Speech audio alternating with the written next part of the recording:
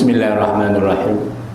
Assalamualaikum warahmatullahi wabarakatuh. Alhamdulillahi rabbil alamin. Wasi'al azimil ifdal. Wassalatu wassalamu ala sayyidina Muhammadin al-mab'udu litatmima makarimal akhlaq.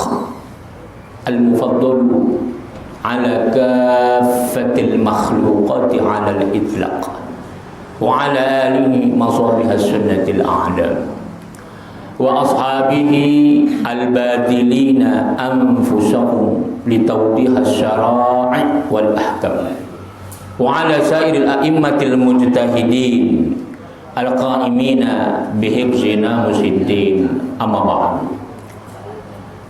Yang Allah muliakan para jemaah yang hadir pada subuh yang berbahagia ini.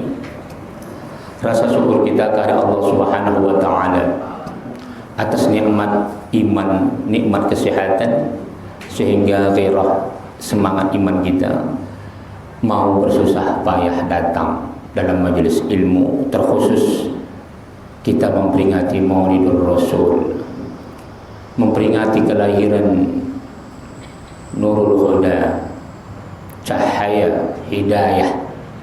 Jadi Rasul itu merupakan hidayah. Junjungan kita Nabi besar Muhammad sallallahu alaihi wasallam.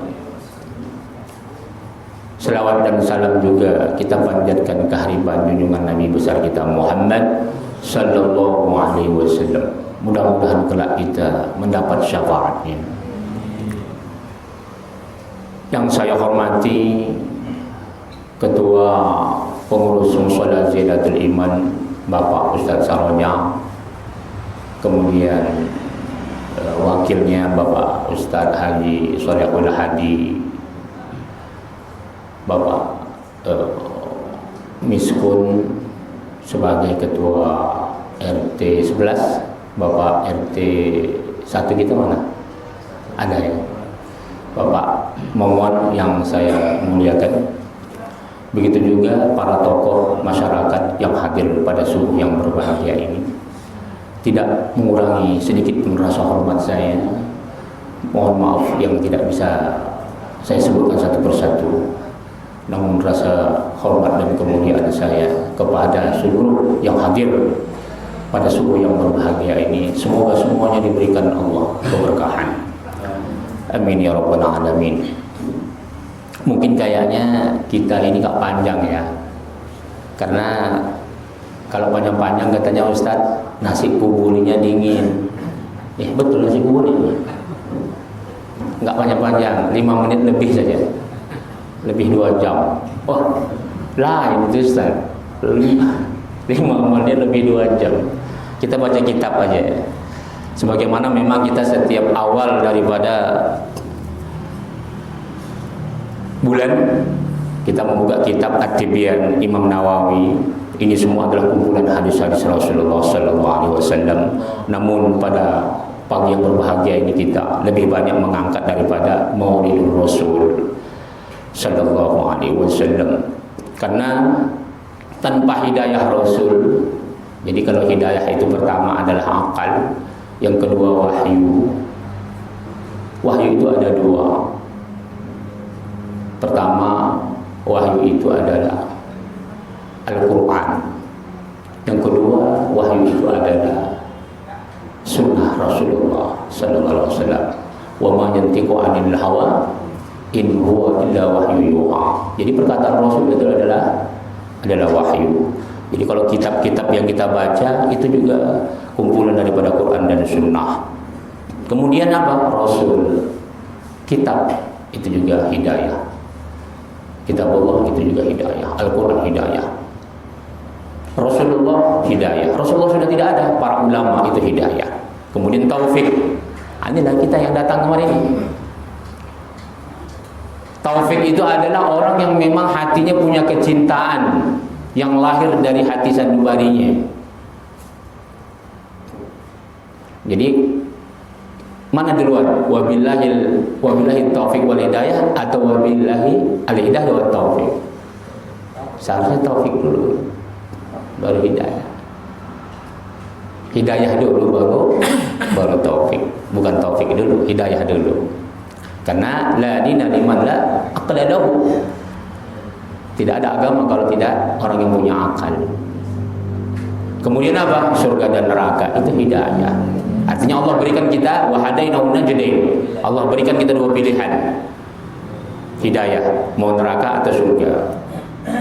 Makanya selalu kita minta hidayah dalam salat kita. Ihdinas siratal mustaqim, ya Allah, berikan aku petunjuk, hidayah yang lurus. Allah minta kita supaya ihdinas siratal mustaqim. Siratal ladzina an'amta 'alaihim, itu jalan hidayah orang-orang yang telah Kau berikan nikmat kepada mereka. Siapa? Para nabi. Di antara para nabi dan rasul, maka yang paling tinggi dan yang terakhir adalah baginda Nabi Muhammad sallallahu alaihi wasallam. Jadi memang setiap hari, setiap sholat kita disuruh Allah meminta hidayah kepada Rasul. Baru Rasul mewariskan kepada al-ulama warasatul anbiya. Itulah dia orang-orang soleh. Siratal ladzina an'amta 'alaihim ghairil maghdubi 'alaihim waladhdallin. Bukan jalan orang-orang yang dibenci, dimurkai, ghadab, dimurkai Allah. Siapa mereka? Itulah dia orang-orang yang memaki-maki Islam, orang-orang yang iri, dengki, hasad kepada agama Islam. Ya. Satu orang aja orang Islam berbuat salah, agamanya dicerca, dimaki. Ini orang-orang yang Allah murkai. Kemudian orang yang sesat siapa? Nah, ini banyak yang sesat ini. Yang pertama orang yang berbeda akidah, itu sudah pasti sesat. Waladhdallin, dhalul. Jadi kalau Ibnu Abbas mengatakan kalau maghdub itu lil Yahud, orang Yahudi. Padahal Yahudi itu beriman kepada Tuhan. Bayangkan, Majusi itu dia tidak percaya adanya Tuhan. Kita katakanlah Konghucu umpamanya, kita katakanlah agama-agama apa namanya sebelum datangnya Islam, selain daripada Yahudi dan Nasrani. Yahudi itu menyembah Tuhan, Nasrani juga menyembah Tuhan. Tapi kenapa Yahudi ghadab? Hati-hati. Kenapa Ibnu Abbas mentafsirkan maghdub, ghadab, murka, benci Tuhan? Dia beriman kepada Allah tapi hatinya hasad, iri, dengki, jahat, licik, khidam, penipu. Bayangkan itu. Padahal para nabi itu dulu paling banyak daripada bangsa Israel, tapi mereka tidak mensyukurinya. Mereka lebih banyak berkeluh kesah, mereka lebih banyak bertanya, tapi sifatnya menghina. Bahkan mereka membunuh para nabinya. Tidak sedikit nabi Allah yang dibunuh. Itulah dia Baitul Maqdis sebagai saksi. Banyak para nabi yang terkubur di situ dibunuh oleh Bani Israel. Jadi orang Yahudi kalau Allah berikan dalam Quran suka main judi, suka minum khamar. Kalau kata Rasulullah, hancurnya Bani Israel sebab karena wanita, bukan wanita yang jahat ya. Artinya orang laki-laki Bani Israel Yahudi itu tidak menghormati wanita. Mereka hancur karena wanita, bukan wanitanya, bukan sebab wanita, bukan wanita itu yang jahat. Laki-lakinya, syahwat mereka itu lebih banyak untuk menghinakan wanita. Mereka hancur gara-gara sebab mereka menghamburkan syahwat mereka di luar syariat. Jadi semua kejelekan Yahudi itu, bayangkan, beriman kepada Allah karena licik, maghdub, ghadab Allah. Berarti kita umat Islam hati-hati. Kalau ada umat Islam seperti sifat Yahudi ini, maka lebih parah lagi nanti ancaman Allah. Iya. Walau syi'na la rafa'nahu biha walakinnahu akhlada ila al-ardi wattaba'a hawahu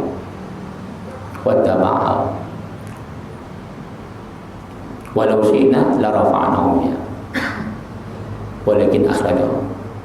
Jadi dalam ayat ini, kalau kami inginkan orang manusia itu semuanya beriman, kami tinggikan derajat mereka, mau beriman, walakin akhlada ila al-ardi wattaba'a hawahu. Famathaluhu kamathalil kalbi in tahmil alaihi yalhad aw tatruku yalhad. Dzalika mathalul qaumil ladzina kadzdzabu bi ayatina faqsusil qasas la'allahum yatadhakkarun. Udah, ayat ini Allah gambarkan orang Yahudi, Pak. Yahudi itu seperti seekor anjing. Seperti seekor anjing. Dia diperintahkan menjulurkan lidah, tidak diusir menjulurkan lidah, enggak diusir menjulurkan lidah.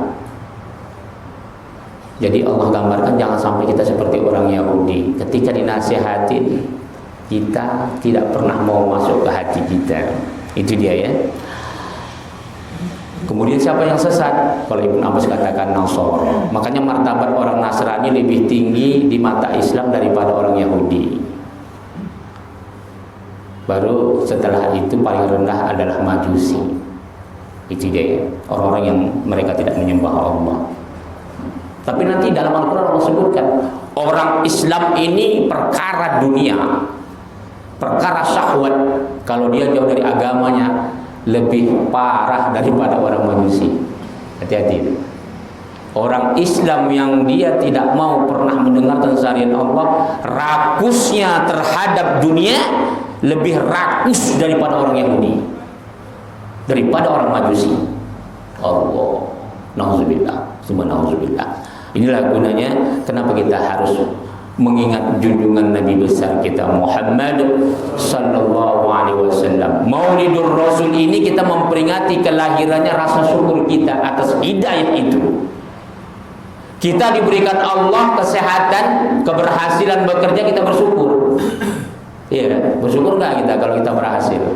Dapat pangkat, dapat PNS, kita bersyukur. Kelahiran anak kita bersyukur dengan akikah. Kita berhasil bisnis, kita bersyukur, bersedekah dan sebagainya.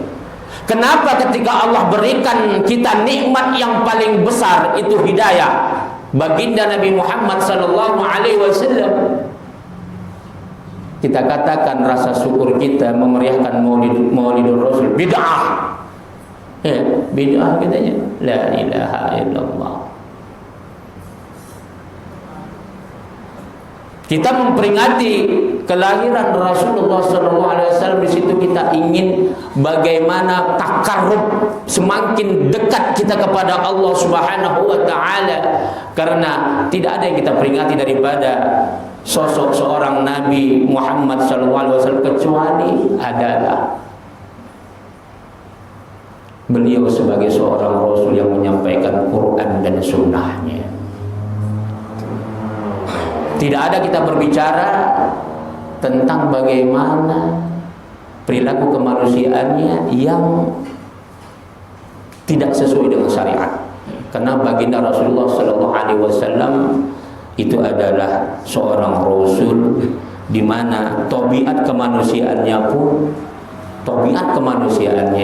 berbeda dengan manusia biasa. Apa sifat kalamu sallallahu? Ucapan saja, nggak usahkan bagaimana perilakunya.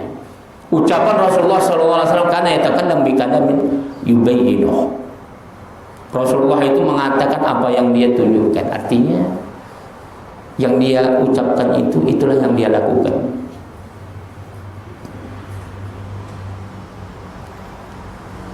Ucapannya itu tidak sia-sia. Ini diantara sifat ucapan. Ini baru ucapan. Kalau kita kupas tuntas, wah, kayaknya tak jadi kita makan nasi udul ini. Yang kedua apa? Laisa bil jafi wala al muhi. Rasulullah kalau bercakap itu tidak pernah dia ucapannya itu kering. Artinya tak bermanfaat. Kita kan suka kan, kalau guyon kita kan enggak saja. Kalau guyon kita menyakitin orang, Walal muhin, tidak menyinggung. Artinya tidak menyinggung di sini maksudnya adalah perkara dunia. Bukan berarti tidak menyinggung perkara akhirat. Jadi Rasulullah tegas. Kalau perkara akhirat yang dilanggar, ya dia akan sebutkan. Jadi bukan itu yang dimaksud. Yang dimaksud adalah perkara-perkara dunia. Artinya jangan sampai kita, orangnya kamu lo udah nggak mandi, bau, itu kan kita suka begitu kan, menghina orang. Artinya Rasulullah dari kecilnya tidak pernah menghina. Udah. Imam Ali, kenapa digelar karramallahu wajhah? Ketika belum datang Islam saja, Imam Ali itu sudah bisa iffah, menjaga. Bapak tahu iffah? Makanya kita berdoa, Pak. Doa kita, tadi itu kita doa sedikit saja, itu bersumber daripada hadis Sahih Muslim. Allahumma inni as'aluka. Tapi karena kita berjemaah, Allahumma inna nas'aluka al-huda wat-tuqa wal-afafa wal-ghina. Kita ambil afaf. Iffah itu, Pak. Enggak usahkan dia berbuat maksiat. Yang menjurus kepada maksiat saja dia jaga. Jadi kalau seorang wanita, nggak usahkan dia menunjukkan rambutnya, Pak, terbuka tangannya aja dia malu, tutupnya lagi. Ifah. Nggak usahkan dia menjual diri, nggak usahkan dia merendahkan harkat martabat dirinya, menampakkan aurat saja yang pantas dilihat apa wajah, itu saja tunduk. Malu kita cacat yang sederhana saja dilihat orang. Sudah. Apa kiasnya? Kalau Imam Ali saja sampai bergelar karramallahu wajhah, bagaimana baginda Nabi Muhammad sallallahu alaihi wasallam? Jadi Rasulullah pernah sifat kemanusiaannya itu muncul. Dari kejauhan didengarnya musik. Duf. Padahal itu halal dulu, ya, halal. Jadi jangan sampai ada orang mempelintir hadis Rasul, ya, musik itu haram. Ini banyak di postingan katanya 4 mazhab mengharamkan musik. Kita sudah belajar fikih di sini. Kitab Mughni Wasyarhul Kabir, ya. Rasulullah itu menyuruh kita boleh pakai duf, apalagi orang yang baru menikah, ketika arus. Yang nggak boleh itu kalau musik-musik yang bersifat laghaw, yang bersifat maksiat, itu ya. Jadi nggak usah kan musik, bercakap pun kita kalau yang isi keluar itu adalah maksiat, mau. Udah. Jadi Rasulullah ketika mendengar itu kepingin mendengar, datang dia. Semakin dekat suara itu di mana ini, kepinginnya. Akhirnya sudah semakin dekat dia mau mendekatin gitu, ada keletihan berjalan. Ini ketika masih muda nih, belum diangkat jadi Rasul, masih Nabi. Apa perbedaan Nabi dengan Rasul? Kalau Nabi itu untuk dirinya, kalau Rasul itu untuk dirinya dan untuk umatnya. Makanya sifat wajib bagi Rasul itu sintik, amanah, fatonah, tabligh. Kalau Rasul yang tablignya nggak ada, yang menyampaikan. Sindik kejujuran, amanah, fatonah cerdas. Jadi jangan sampai terlintas di kepala kita Rasulullah meskipun nabiul ummi yang tak tahu tulis baca, jangan sampai terlintas kita mengatakan nabi bodoh, berdosa. Itu sifat wajib. Udah. Kalau saya takut kalau menceritakan dari A sampai Z tentang kemuliaan Rasul, seolah-olah kita kalau gitu Ustaz, tak pantaslah kami mengikuti Rasul. Ya, ini salah. Kita teruskan tadi. Akhirnya Rasulullah ketika mendengar musik, Pak, tertidur. Pas terjaga, dibangun sama orang tua. Nah, kamu kelihatannya nanti ngantuk. Iya, terjaga Rasulullah. Terkejut ya. Dilihat suara musik udah hilang, udah nggak ada. Begitulah Allah melindunginya. Udah. saya tidak mau memperbanyak menceritakan kemuliaannya. Nanti ada di benak kita yang salah persepsi. Kalau begitu tak pantas saya, Ustaz, untuk meniru Rasulullah, karena Rasulullah semuanya mulia, dilindungi Allah. Kami kan enggak. Kami tak mampu mengikutinya. Ini salah berat. Ingat, Rasulullah meskipun dia diberikan Allah kemuliaan lebih daripada manusia biasa, cobaannya lebih daripada manusia biasa. Belum ada penderitaan yang paling berat dirasakan oleh Rasulullah dimiliki oleh manusia biasa, bahkan dimiliki oleh para rasul selain daripada Nabi Muhammad SAW.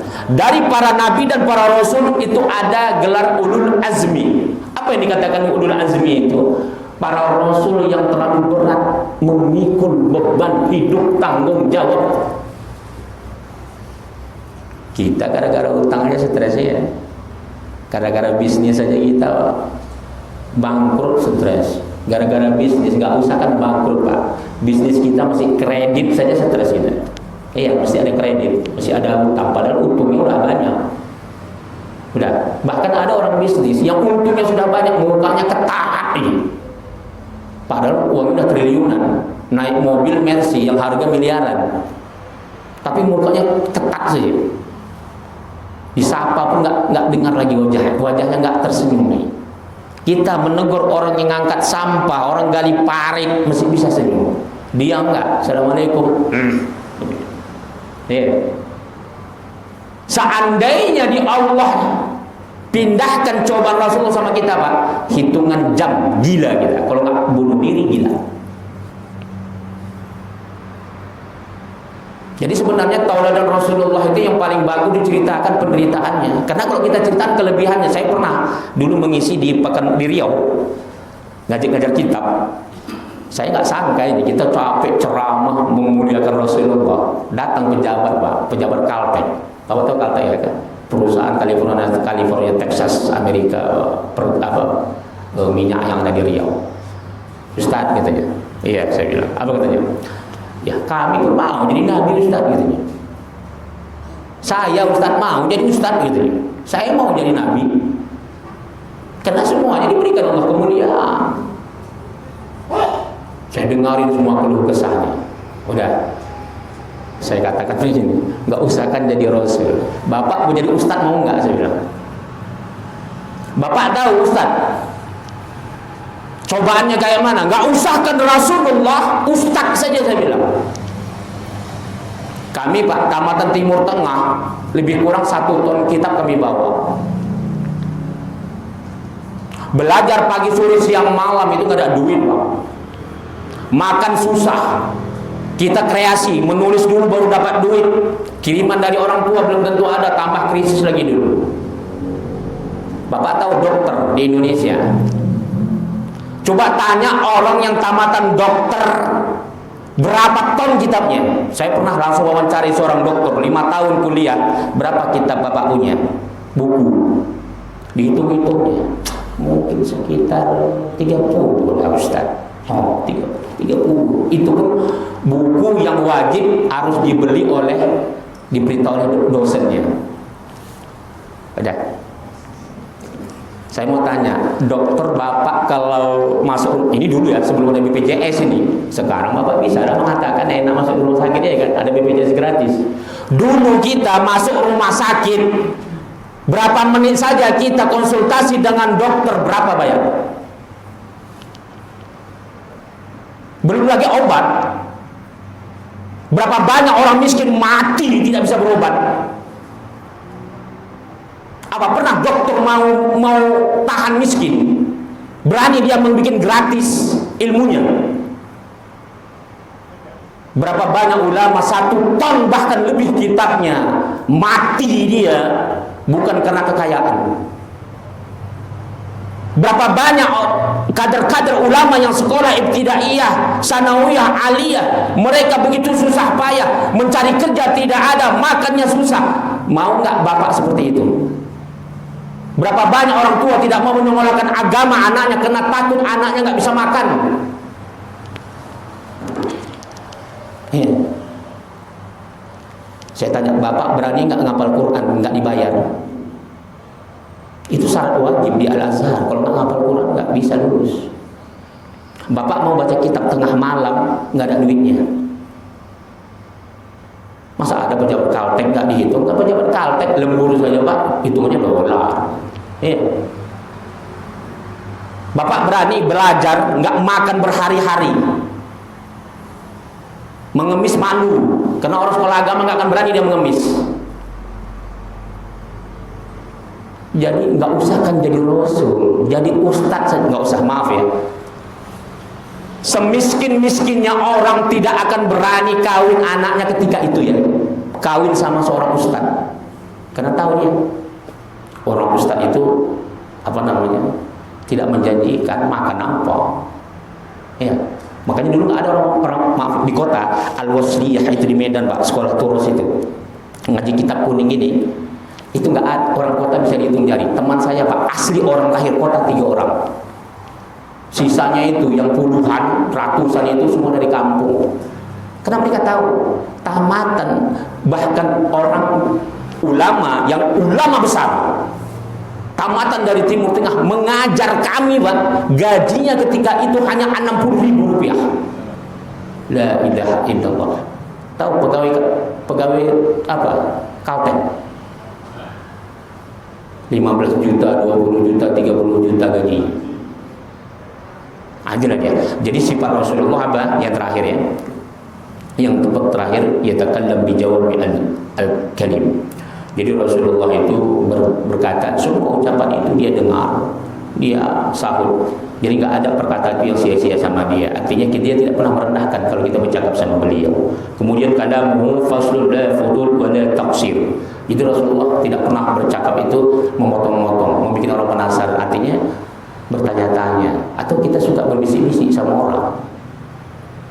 Rasulullah tidak pernah itu menyakiti hati orang gara-gara dia bercakap. Jadi ada 2 yang diharamkan. Kita berbisik-bisik, kalau kita bertiga orang berbisik-bisik dengan ada satu teman kita, itu haram hukumnya. Atau kita pakai bahasa apa? Bahasa suku, bahasa daerah. Ada 3 orang, yang satu bukan suku dia pakai bahasa daerah, itu nggak boleh. Karena bisa menyinggung perasaan. Kemudian apa? Laitakan fi ghairi hajah. Rasulullah tidak pernah bercakap tanpa ada manfaatnya. Kemudian yaftatul kalam wa yaqtimu bismillah. Rasulullah setiap bercakap dan mengakhiri ucapannya dengan menyebut nama Allah, bismillah. Bismillah. Ya. Kemudian menyangkul kalimat salatan dituqal an. Rasulullah suka mengulang ucapannya supaya paham. Jadi tujuannya apa? Supaya menjadi tuntunan. Jangan sampai umatnya lupa. Kemudian apa? Yahfazul man jalasa ilaihi. Rasulullah, siapapun yang duduk sama dia, selalu dia jaga muruahnya. Kita kan enggak. Semua orang yang duduk sama kita, aibnya kita dengarin. Besok kita ceritakan sama teman kita. Iya, itulah dia. Jadi yang terakhir, Allah Subhanahu wa ta'ala mengatakan di dalam Al-Quran bagaimana kewajiban kita untuk mencintai Rasulullah sallallahu alaihi wasallam. Kata Allah, "Qul in kana aba'ukum wa abna'ukum wa ikhwanukum wa azwajukum wa 'ashiratukum tardawnaha ahabba ilaikum minallahi wa rasulihi wa jihadin fi sabilihi fatarabbasu hatta ya'tiyallahu bi amrihi." Hati-hati. Barang siapa yang dia lebih cinta kepada ayahnya, dia lebih cinta anaknya daripada Rasul, dia lebih cinta ayahnya daripada Rasul, dia lebih cinta saudaranya daripada Rasul, dia lebih cinta istrinya atau suaminya daripada Rasulullah, dia lebih cinta hartanya, perniagaannya daripada Rasulullah. Udah, dia lebih cinta harta keduniaan daripada Allah dan Rasulnya dan jihad di jalan Allah. Fatarabbasu, tunggu kata Allah kehancurannya, tunggu penyesalan dia ketika sakratul maut. Ini ancaman Allah, ini ancaman Allah. Jadi Maulidur Rasul ini bagaimana kita bisa memperingati akhlak Rasulullah. Yang pertama sabarnya, istiqomahnya, amal salehnya. Jadi 3 itu jangan sampai kita lepaskan. Kita membersihkan Tazkiyatun nafs, membersihkan ruh kita, jiwa kita.